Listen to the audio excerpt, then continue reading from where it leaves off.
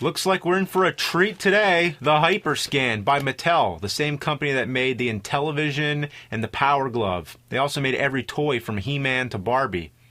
LJN made toys. Let's see how this piece of shit holds up. It was released in 2006. It's hard to believe a specimen like this would exist at a time when Xbox 360, PS3, and Wii were the current gaming consoles. Nobody ever talked about this one. Let's find out why. The instructions are blinking. That's annoying. Player 1, scan your character card. You have to scan cards to make the game go? Having a disc isn't enough? How about a character select screen? That would have been fine. Scan. Scan, you bastard. Scan a mod card now? What's with all these cards? Just start the fucking game. God damn.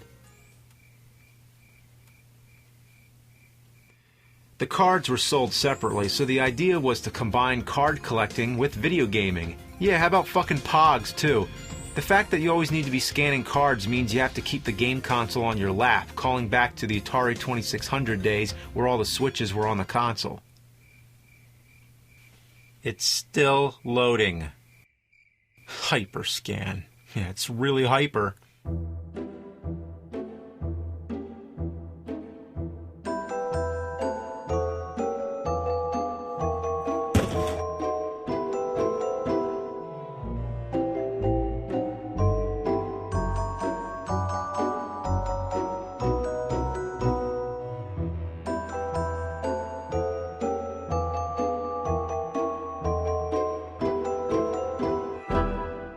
After a long load process that's only rivaled by the Commodore 64, the game finally starts. Well, it's a fighting game, a very average one. Average for the early 90s, but this is much later. At least you can say it's better than Shaq Fu. End it. End it. I guess you're supposed to do some kind of finishing move. If only I had the card. I guess finish him is already taken, so let's call it end it. Then you wait through another load screen just to see the character stats. Then it's another load screen just to select the character. And then yet another load screen before the next fight starts. Are you a fan of heavy metal? 3 fucking load screens between matches. Next up, let's try Marvel Heroes. You can already tell that the Hyperscan was all about Marvel. Here you can apparently take control of Avenger characters as well as X-Men, depending on which cards you own. It's a standard side-scrolling action game. The graphics and sound are fair enough, but the control is kinda slippery, like you're running on grease. The attacking is delayed and the hit detection is terrible. Ah! Come on! Hit him! Hit him! I also find it hilarious that if you hang on to the side of a building, everybody jumps at you like dogs after a cat in a tree. There were much better games of this variety on Sega Genesis. Nothing to see here, folks.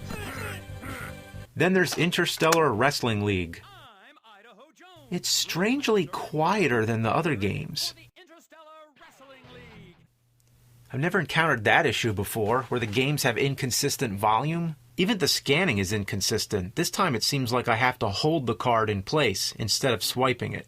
Round 1, wrestle.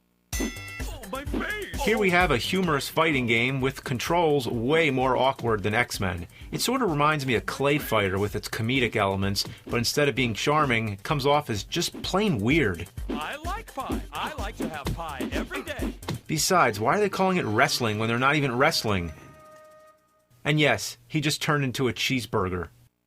At last, we have Ben 10 based on the TV series. It's another side-scroller. You take control of Ben, and using the different cards, you can transform into different alien creatures. By the way, what's that, a Nintendo Wii? I like the concept. The graphics and character animations are great. This game could have been good. Almost awesome, but half the time you're not even playing the game. You're just wading through text boxes. Use the jump button to jump over the rock? This game treats you like an idiot. You can't do anything.